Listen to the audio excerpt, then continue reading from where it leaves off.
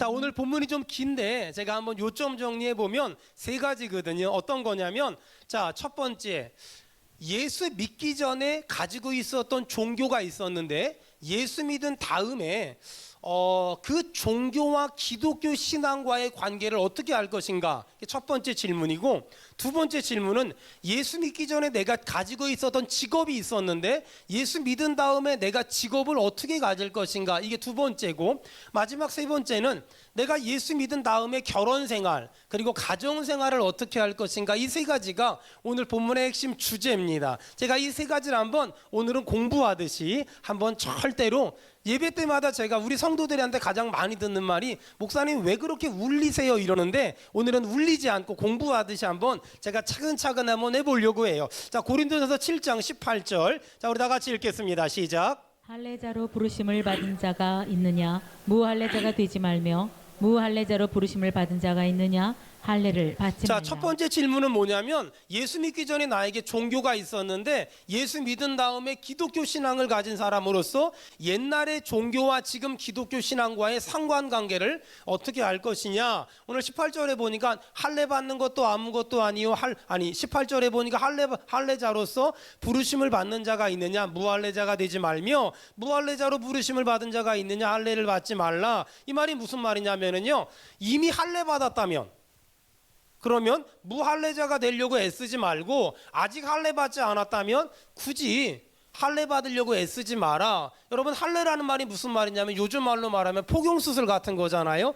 당시 유대교는 유대교에 들어가면 유대교에 들어갔다는 것을 증명하기 위한 종교 의식으로서 할례를 남자들이 행했다는 거예요. 그런데 오늘 사도 바울이 고린도 교회 성도들에게 뭐라 그러냐면, 아직 할례 받지 않았다면 굳이 할례 받지 말고, 이미 할례 받았다면 또 굳이 할례 받은 걸 원상복구하려고 애쓰지 마라, 이런 말을 하는 거예요.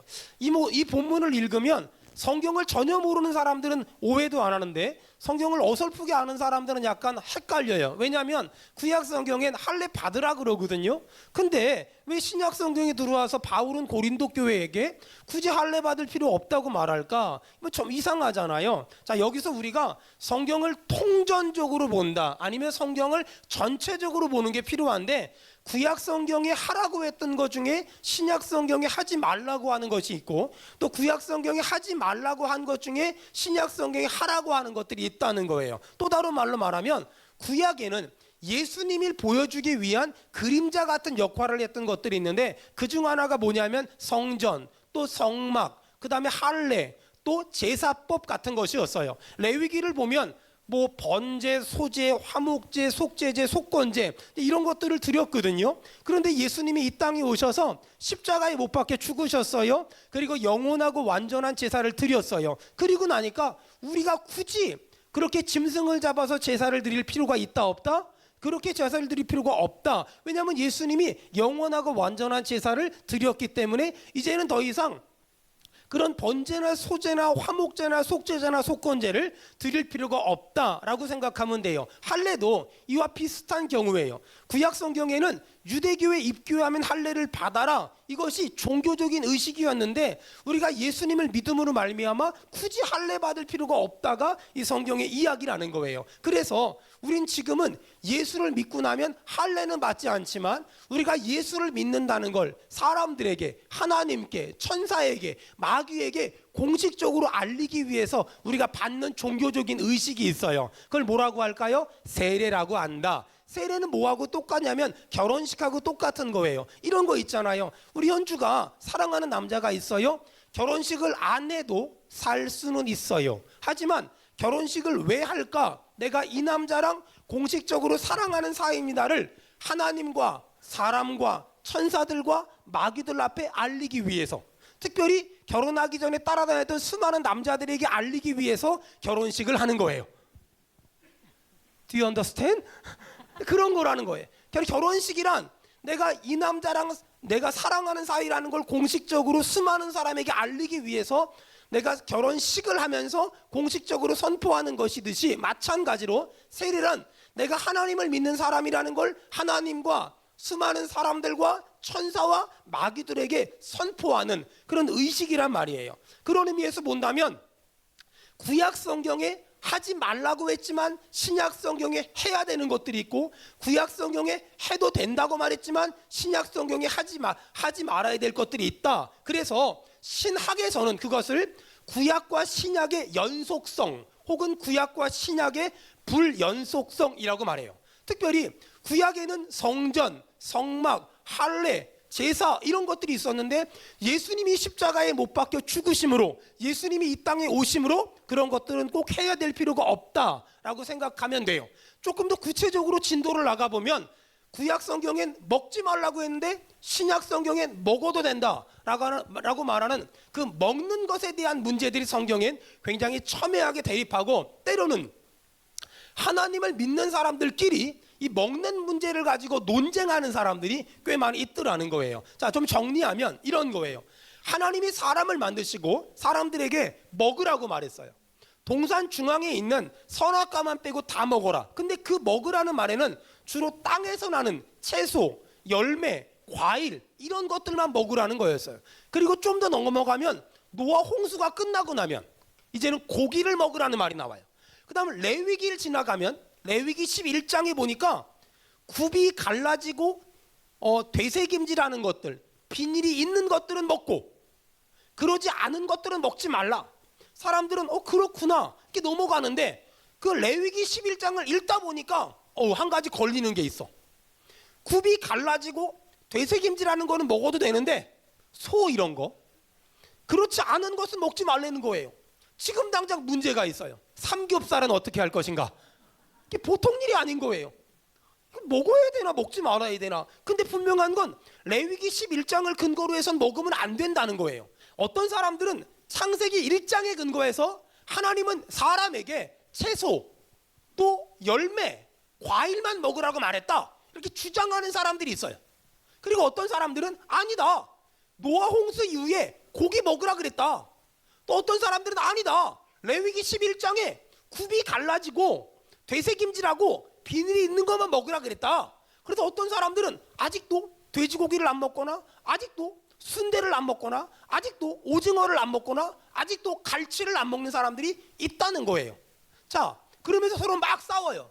제가 이 말씀을 어떻게 하면 여러분에게 잘 설명할까 막 고민하다가 엊그저께 어떤 신문을 하나 봤는데, 왜 법을 잘 아는 사람들이 법을 이용해서 요리조리 빠져나가잖아요. 그걸 뭐라 그래요?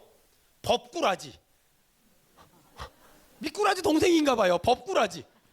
근데 제가 이렇게 창세기 1장을 근거해서 과일만 먹으라고, 레위기 11장을 이용해서 소만 먹어야 된다고, 이런 사람들, 이렇게 하면서 막 싸우는 사람들을 제가 별명을 하나 붙였어요. 말씀꾸라지. 말씀을 근거로 자신의 모습들을 합리화시키고 있잖아요. 창세기 1장에 과일만 먹으라고, 야채만 먹으라고, 땅에서 나는 것만 먹으라 그랬죠. 그 다음 노아 홍수 위에 고기 먹으라 그랬죠. 그 다음에 레위기 11장에 보니까 굽 갈라진 거, 비닐 있는 것만 먹으라 그랬죠. 거기서 끝이 아니에요. 신약 성경으로 넘어와서 사도행전 10장에 베드로가 환상을 봤어요. 하늘에서 보자기가 내려와요. 그 안에 레위기 11장에 먹지 말란 것들이 다 들어있어요. 근데 하나님이 베드로에게 그거 먹으래요. 베드로가 뭐라 그래요? 여러분, 하나님 나 먹을 수 없어요. 더러워요. 그거 먹지 말라 그랬잖아요. 그랬더니 하나님 뭐라 그래요? 내가 깨끗하다 한 것을 네가 왜 더럽다 하느냐? 먹어라. 여러분, 이게 정답이에요. 그래서 예수 믿는 사람들은요, 음식에 대해서 야채만 먹어야 됩니다, 고기만 먹어야 됩니다, 갈라진 것만 먹어야 됩니다 이러지 말고 그냥 이렇게 말하세요. 없어서 못 먹습니다. 이게 가장 정답인 거예요. 없어서 못 먹습니다. 개인의 식성 때문에 안 먹는 건 상관없어요. 하지만 종교적인 이유 때문에 어떤 것들을 안 먹는 건 하나님의 뜻이 아니다 라고 생각해요. 여러분, 그래서 오늘 우리 중에 단 한 사람이라도 어떤 신앙적인 이유 때문에 그동안 삼겹살을 안 먹었다면 오늘 저녁 때 집에 가서 삼겹살 먹는 걸로, 옆 사람 얼굴 보고 저녁에 삼겹살 먹읍시다. 시작. 그리고 저도 불러주시면 저도 가겠습니다. 그렇게 하는 걸로 했으면 좋겠습니다. 여러분, 제가 이렇게 먹는 것에 대해서 자유함을 가져라 이렇게 막 강력하게 얘기를 하려고 보니까 우리 성도 중에 예수 믿은 지 얼마 안 된 분이 또 한마디 할 것 같아. 그래, 그럼 오늘부터 목사님이 먹는 것에 대해서 자유함을 가지라고 했으니 한 잔 마시자. 우리 성도들은 너무 착해서 말하면 그대로 아전인수격으로 적용을 하거든요. 그래서 제가 술을 왜 먹으면 안 되나 그냥 막 썼는데 한 15분 만에 50까지 썼거든요. 읽어주고 싶었지만 그래도 시간 관계상 못 읽어줄 것 같아요. 원하신다면 저를 찾아오시면 제가 다 드릴 수는 있어요. 제가 그 대신 그냥 술을 먹지 말아야 되는 이유를 시로 한번 써봤어요. 제가 이래봬도 문과 출신이거든요. 읽어드릴게요. 술은 나의 목자시니 내게 부족함이 없으리로다. 술로 하여금 질퍽거리는 땅에 눕게 하시며 깊은 수렁텅 위로 나를 인도하셨도다. 내 영혼을 소란케 하시며 술집 마담을 위해 주막집으로 인도하시는도다. 또 내가 깡패 많은 골목길을 다닐지라도 매맞는 걸 두려워하지 않는 이유는 술이 나와 함께 하시리로다. 술집 아가씨와 마담이 내 주머니를 터시나이다. 술이 내 친구와 싸움을 붙이시고 혼합주와 폭탄주가 내 잔에 부어지니 내 잔이 넘치나이다. 음식에 대해 자유하라고 했다고 오늘 은혜 받아서 술집 가는 일이 없기를 바라고 술 사가는 일이 없기를 바라고 까만 봉지를 드는 일이 없기를 바랍니다. 당시 고린도 교회는 오랫동안 유대교를 다니다가 개종해서 기독교인이 된 사람들이 꽤 많았어요. 이 사람들이 유대교를 다니면서 할례를 했잖아요. 그리고 기독교 안으로 들어와서 교회를 다니는 사람들에게 너희들도 나처럼 할례해야 돼 라고 얘기했던 거예요. 그것에 대해서 바울이 뭐라 그랬냐면 아니야, 니네들이 옛날에 유대교를 다니면서 할례 받은 건 어쩔 수 없지만 너희들이 교회를 다니고 기독교를 믿는 사람들에게 할례를 받으라고 말하는 건 성경적이 아니야 라고 말하는 거예요. 또 반대로 그럼 어떤 사람이 그래요. 예전에 유대교를 다니다가 지금 기독교인이 됐어요. 근데 이 사람은 할례를 받았잖아요. 근데 또 기독교인들이 이 사람들에게 니네들 할례 받는 건 성경적이지 않아, 빨리 가서 원상복구해. 그것도 아니야. 이미 유대교를 다녔기 때문에 할례를 받았다면 그대로 살아. 하지만 내가 유대교를 안 다녀서 기독교에만 다녔다면 굳이 할례 받을 필요 없어. 할례는 신앙의 문제와 아무 그 연관이 없는 거야. 그러니까 그 부분에 대해서 자유해 라고 말하는 거예요. 아멘. 자, 두 번째는 예수 믿기 전에 직업과 예수 믿은 다음에 직업의 문제를 어떻게 할 것인가. 어떤 사람은 예수 믿기 전에 직업을 예수 믿은 다음에 바꿀 생각을 해요. 자, 여러분 예수 안 믿는 사람들에게 직업에서 제일 중요한 게 뭘까요? 아주 간단해요. 일 조금 하고 돈 많이 받고. 돈 많이 버는 게 그 사람들은 제일 중요하거든요. 근데 예수를 딱 믿고 보니까 돈은 많이 버는데 내가 하는 일이 죄야.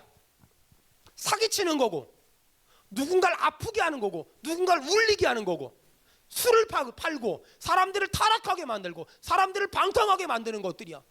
그러고 나니까 예수 믿고 나니까 그것이 하나님 없이 합당하지 않아. 그래서 그 직장을 정리했어. 이건 굉장히 잘한 거죠. 근데 어떤 사람들은 그냥 평범한 직장을 다녀요. 건축 일도 하고 공무원도 하고 교사도 하고 학원도 하고 이것도 하고 저것도 해요. 근데 어느 날 신앙생활을 쭉 하다 보니까 그런 생각이 드는 거야. 내가 이렇게 돈이나 벌다가 천당 가면 주님이 뭐라고 하실까? 안 되겠다. 내가 신학교를 가서 목사가 돼야 되겠다. 내가 신학교를 가서 선교사가 돼야 되겠다. 물론 어떤 사람에게 그런 마음을 주는 게 정말 하나님이 주신 마음일 수도 있지만 여러분 오늘 본문 좀 와봐요. 고린도전서 7장 17절. 자, 고린도전서 7장 17절 다 같이 읽겠습니다. 시작. 오직 주께서 각 사람에게 나눠주신 대로 하나님이 각 사람을 부르신 그대로 행하라. 아멘. 거기 보니까 따라합시다. 하나님이 각 사람을 부르신 그대로 행하라. 하나님이 각 사람을 부르신 우리 그대로 더 크게 한번 행하라. 읽읍시다. 하나님이 각 사람을 부르신 그대로 행하라. 하나님이 각 사람을 부르신 그대로 행하라. 여러분 하나님의 부르심은 다 달라요. 하나님의 부르심은 절대 똑같지 않아요. 하나님의 부르심은 다 다르다는 거예요. 목사만 되는 것이 하나님의 뜻일까? 선교사가 되는 것만이 하나님의 뜻일까? 복음만 전하는 것이 하나님의 일일까? 교회만 섬기는 것이 하나님의 일일까? 연약한 사람만 돕는 것이 하나님의 일일까? 아니에요. 잘 들으세요. 하나님이 맡긴 모든 일은 성직이며 하나님의 사람이 하는 모든 직업은 성직자인 줄로 믿습니다. 아멘. 나무를 베는 것도 물을 기르는 것도 법궤를 매는 것도 찬양을 부르는 것도 전부 다 거룩한 일이고 다 소중한 일이다. 그것이 구약 성경의 길리안 여아림 사람들을 통해 하나님이 우리에게 주는 아주 소중한 교훈이에요. 그 사람들은 법궤를 맸다고 출세했다고 생각하지 않았고 나무를 벤다고 아니면 물을 기른다고 불평하지 않았어요. 잘 들으세요. 어떤 일을 하냐가 아니라 어떤 마음을 가지고 있냐가 훨씬 중요해요. 보세요. 어떤 교회 공사 현장에서 세 사람이 일을 해요. 물어봤어요. 당신은 그 일 왜 합니까? 재밌어서요. 당신은 그 일 왜 합니까? 먹고 살려니까는요. 당신 그 일 왜 합니까? 하나님의 영광을 위해서요. 잘 들으세요. 내가 어떤 일을 하냐가 아니라 내가 어떤 마음을 가지고 있냐가 중요해요. 내가 어떤 일을 하든지 하나님의 영광을 위해서 한다면 그것은 성직이며 그 일을 하는 사람은 성직자라는 거예요. 여러분 제가 물어볼게요. 이렇게 답합시다. 따라합시다. 하나님의 영광을 위해서. 하나님의 영광을 위해서라고 답하세요. 여러분은 그 직장을 왜 다닙니까? 하나님의 영광을 위해서. 여러분 정말 맞습니까? 아멘. 그것이 그러면 그 일은 성직이고 그 일을 하는 사람은 성직자라는 거예요. 내가 건축을 하든 인테리어를 하든 교사를 하든 어린이집을 하든 유치원을 하든 식당을 하든 장사를 하든 어떤 일을 하든 중요하지 않아요. 그 일을 하는 목적이 중요해요. 그 일을 하나님의 영광을 위해 한다면 그 일은 성직이며 그 일을 하는 사람은 성직자라는 거예요. 여러분 동의하면 아멘 합시다. 아멘. 어떤 사람은 목사님만 성직자라고 하는데 성경적이지 않아요. 목사님만 성직자가 아니고 목사님만 주의 종이 아니에요. 모든 하나님의 영광을 위해 사는 사람은 다 주의 종이고 다 성직자고 다 성직이라는 거예요. 어떤 일을 하냐가 중요하지 않아요. 내가 장사를 하든 사업을 하든 식당을 하든 레스토랑을 하든 어떤 일하는 게 중요한 것이 아니라 그 일을 하나님의 영광을 위해 한다면 그것이 성직이며 그 사람은 성직자라는 거예요. 가끔 목사님 제가 신학교 가서 목사가 좀 돼보려고요 찾아오는 사람들이 있어요. 그때 그 사람이 얼마나 똑똑한가 영리한가 그 사람이 얼마나 대단한가를 보는 게 아니라 그 사람에게 목회자로서의 부르심이 있나를 저는 봐요. 그래서 목회자로서의 부르심이 있다면 저는 굉장히 지지해줘요. 하지만 목회자로서의 부르심이 없다면 저는 제발 하지 말라고 해요. 근데 어떤 사람들은 이미 마음을 정하고 왔기 때문에 말려도 듣지를 않는 그런 사람도 있어요. 여러분 그런데 하나님의 부르심이 있더라고요. 하나님의 부르심이 있어요. 저는 하나님의 부르심이 너무 분명하기 때문에 단 한 번도 목사로 살면서 내가 목사 괜히 했어 흔들린 적이 없어요. 왜? 저는 목사로서의 부르심이 너무 분명했기 때문에. 여러분 목회자로 부른 사람들에겐 하나님이 그 목회를 감당할 만한 은사를 주시더라고요. 보세요. 장사도 은사가 있어야 하고요. 아이들 가르치는 것도 은사가 있어야 되고요. 목회도 은사가 있어야 되거든요. 근데 목회자로 부르심이 없는데 그냥 신학교 가서 공부해서 목사나 될까? 이러면 나도 힘들고 내 주변 사람들도 너무 힘들어요. 그래서 부르심에 대한 확신이 그 어떤 것보다 중요해요. 제가 옛날부터 친하게 지냈던 교회 집사님이 한 분 계셨어요. 그분이 얼마나 똑똑한지 20대 중반에 외무고시 합격해서 5급 공무원이 됐어요. 그냥 잘 살면 되잖아요. 여기저기 다니면서 평신도 사역자로 복음 전하고. 근데 어느 날 저한테 물어봐요. 목사님 내가 신학을 해서 목사가 되겠습니다. 제가 그분에게 하지 마라. 이 동네는 내가 점령하고 있으니 오지 마라. 웃긴 말로 내가 농담으로 그랬거든. 친하니까. 그래 아니래는 하나님의 부르심이 있다는 거예요. 아니다. 난 당신에게 하나님의 부르심이 없는 것 같다. 하지 마라. 왜 그러냐는 거야. 왜 그러냐고. 그래서 제가 하여간 말할 수 없고 기분 나쁠 거니까 하지 마라. 말을 안 듣고 신학을 했어요. 그 목사가 됐어요. 지금 저쪽 시흥에서 목회를 해요. 근데 여지없이 안 돼요. 왜 안 되냐면요. 이분이 20대 초반에 외무고시를 합격을 했고 정말 똑똑하거든요. 그러니까 이분에겐 어떤 은사가 있냐면 쉬운 말을 어렵게 하는 은사가 있어요. 그러니까 30분 40분을 얘기해도 도대체가 무슨 말인지 알 수가 없어. 아니 목사가 설교를 하면 뭔 말인지를 알아야 될 거 아니에요. 도대체가 뭔 말인지를 몰라요. 그러니까 이런 거 있잖아요. 저는 그래도요 설교하다가 성도들이 중간에 졸거든요. 근데 이 사람은요 성도들이 교회에 올 때 졸려고 와요. 어차피 못 알아먹으니까. 그러니까 본인도 힘들고 성도들도 힘들고 가족도 힘들고 다 힘들잖아. 보세요. 하나님이 모세를 불러요. 모세야 너 이스라엘 사람들을 애굽을 탈출시켜라. 그때 모세가 뭐라 그래요? 하나님, 나는요 미디안 광야에서 40년 있다 보니까 말이 어눌해요. 그러면 하나님은 전능하시니까 말 잘하는 능력을 주셔야 되는데, 하나님은 말 잘하는 능력을 주는 것이 아니라 뭐라 그래요? 내가 말 잘하는 아론 붙여줄게, 이렇게 말하는 거예요. 여러분, 하나님의 부르심이 있다니까는요, 하나님의 부르심은 다 달라요. 하나님의 부르심은 다 다르다. 마치 하나님의 부르심은 눈송이 같아요. 여러분, 눈송이가 똑같아요, 아니면 다르게 생겼어요? 다르게 생겼지만 실제로 눈으로 보면 비슷하게 생겼잖아요. 하나님의 부르심은 굉장히 비슷한 것 같지만 완전히 다를 때가 얼마나 많은지 몰라요. 여러분, 기억하세요. 하나님은 우리를 다 다르게 부르신 줄 믿습니다. 아멘. 하나님은 우리를 다 다르게 불렀어요. 하나님은 우리를 전부 다 다르게 불렀단 말이에요. 그러니까 그 하나님의 부르심에 반응하는 것, 그걸 신앙이라고 말해요. 물론 하나님은 어떤 직장을 가지고 사업을 하고 전문적인 일을 하는 사람 중에 목회자가 되라고, 선교사가 되라고 부르는 사람도 있더라고요. 하지만 모든 사람이 목사가 돼야 되고 모든 사람이 선교사가 되는 건 하나님의 뜻이 아니에요. 안타까운 건 한국 교회에는 약간 이상한 문화가 있어서 부모님이 자녀를 서원 기도를 해요. 우리 아들을 주의 종이 되게 하렵니다, 이러면서 부모가 자식을 막 서원 기도를 해요. 그러니까 얘는 자신의 의지와 의도와 상관없이 그냥 신학교를 가기로 이미 만세전에 예정돼 있어. 신학교에서 강의를 하고 학생들을 뽑는데요, 어떤 학생이 왔어요. 어떻게 신학교 오셨어요? 그랬더니 뭐라 그러냐면, 우리 아버지가 서원 기도해가지고요 어쩔 수 없이 왔어요. 아, 그러세요? 정말 목회자가 될 거예요? 제가요 몇 년 살아봤는데요, 우리 아버지가 서원 기도를 해서요 하는 일마다 안 돼요. 전 죽으나 살아 가리나 봐요. 제가 한마디 했어요. 오는 건 하나님의 뜻이 아니라고.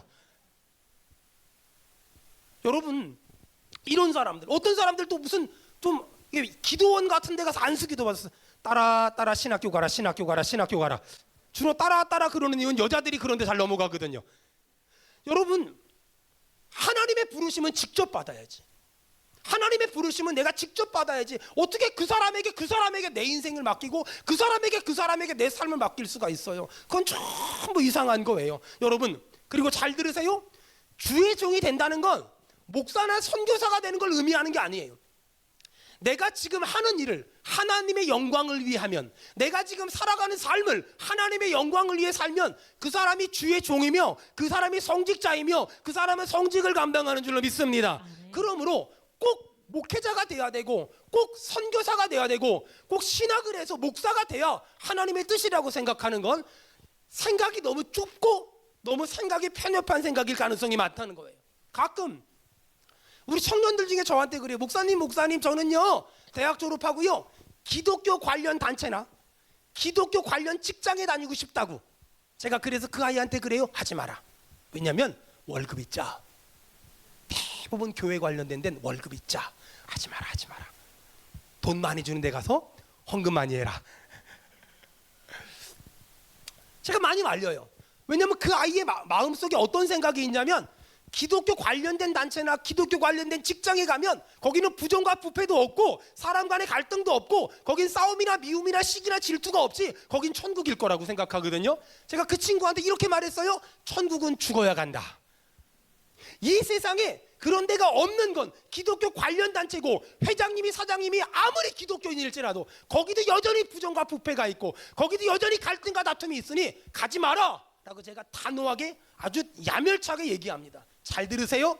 의사는 병원의 제사장이에요. 사장님은 직장의 제사장이에요. 교수님은 학교의 제사장이에요. 목사는 교회의 제사장이에요. 그렇다면 여러분, 교회에서 주연은 저고 여러분은 조연이에요. 하지만 여러분의 삶의 현장에서 주연은 여러분이고 목사는 기도해주는 조연이에요. 그래서 저는 교회에서 주인공 할 거고 여러분은 여러분의 삶의 현장에서 주인공 하세요. 하나님이 여러분을 통하여 드러나길 주의 이름으로 축원합니다.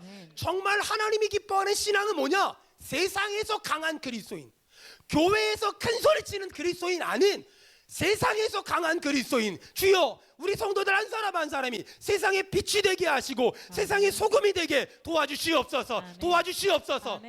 우리 성도들 중에 전업주부들 있죠.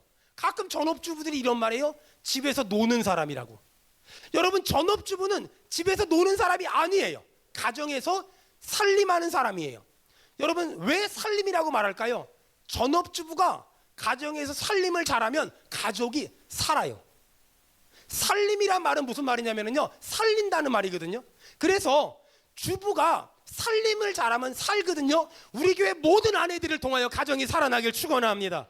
마지막 세 번째, 자, 종교생활 어떻게 할 것이냐, 직장생활 어떻게 할 것이냐, 가정생활 어떻게 할 것이냐. 지금 사도 바울은 그 당시에 고린도 교회에 어떤 문제가 있었냐면, 아니, 예수를 믿고 나니까 예수 안 믿는 남편이 마귀 새끼처럼 보이는 거야. 예수를 믿고 나니까 예수 안 믿는 자식이 골칫거리로 느껴지는 거예요. 그래서 예수 믿는 아내가 예수 믿는 남편이 둘 중에 하나, 안 믿는 가족을 쫓아내거나 아니면 집을 나왔어요. 이런 사람들이 계속 늘어났어요. 사도 바울이 이런 부분에 대해서 오늘 성경을 통해 단호하게 말합니다. 예수를 믿는데 예수 안 믿는 남편을 어떻게 할 것이냐, 예수 안 믿는 아내를 어떻게 할 것이냐, 예수 안 믿는 자녀를 어떻게 할 것이냐. 사도 바울은 아주 단순하게 말합니다. 내가 예수를 믿는데 예수 안 믿는 가족 버리지 말고 데리고 살아라. 버리지 말고 데리고 살아라. 도망가지 말고 같이 살아라. 남편이 예수 안 믿는다고 버리거나 도망가지 말고, 아내가 예수 안 믿는다고 버리거나 도망가지 말고, 자식이 예수 안 믿는다고 용돈 끊지 말고, 부모가 예수 안 믿는다고 용돈 끊지 말고 같이 살아라. 데리고 살아라. 그리고 또 하나, 결혼하지 않은 사람들에 대해서 어떻게 할 것이냐, 혼자 사는 사람들에 대해서 어떻게 할 것이냐. 사도 바울도 결혼 안 했잖아요. 사도 바울은 단호하게 말합니다. 결혼 안 하는 것이 죄가 아니다. 하지만 하는 것도 죄가 아니다. 단 아직 결혼하지 않았다면, 앞으로 결혼할 거면 믿는 사람하고 해라. 그리고 이미 결혼했다면 아직 예수 안 믿는 사람을 버리지 마라. 여기 예수 잘 믿는 성도 여러분, 여러분의 집에 계신 그분이 마귀 새끼 같습니까? 저 그런 사람 없기를 바랍니다. 사도 바울 시대에는 고린도 교회 성도들이 예수 안 믿는 남편이, 아내가, 부모가, 자식이 마귀처럼 느껴졌던 거예요. 그래서 어떻게든 그들과 헤어지고 싶었던 거예요. 사도 바울은 단호하게 말합니다. 그러지 마라. 그들 품고 살아라. 그들 끼워 안고 살아라. 이렇게 사도 바울이 얘기하는 거예요. 결론, 여러분, 아직 예수 믿지 않는 가족 구원이 내 신앙생활의 목표가 돼야 돼요. 아직 예수 안 믿는 가족 구원, 그 가족 구원은, 그 가족은 버리는 게 아니에요. 도망가는 게 아니에요. 지금도 이단들은 예수 안 믿는 가족에서 탈출하라고, 예수 안 믿는 가족들에게서 떠나라고, 이게 이단의 가르침이에요. 기독교의 가르침은 예수 안 믿는 남편, 자식, 아내, 부모에게서 탈출해라, 도망해라, 가출해라가 아니라 그들 구원을 네 목표로 삼아라. 그들 구원을 네 목표로 삼아라. 그들 구원을 너의 삶의 모토로 삼아라 라고 말하는 거예요. 얼마 전에 전화로 C채널 방송을 보신 어떤 분이 전화를 했어요. 목사님, 제가요 남편 한 사람 구원하려고 40년을 희생했습니다. 40년을 헌신했습니다. 이제 저도 다 늙었습니다. 남편 구원 문제가 이렇게 힘든 줄 몰랐습니다. 정말 아직도 예수 안 믿고 아직도 하나님을 모르는 남편이 볼 때마다 답답해서 미치겠습니다. 언제까지 이렇게 남편 구원에 매달려야 됩니까? 어떤 분이 하소연을 하셨어요. 제가 그분에게 기도를 알려드렸어요. 이렇게 기도하세요. 하나님, 만약에 내 남편 한 사람 구원하라고 저를 이 가정에 선교사로 보내셨다면,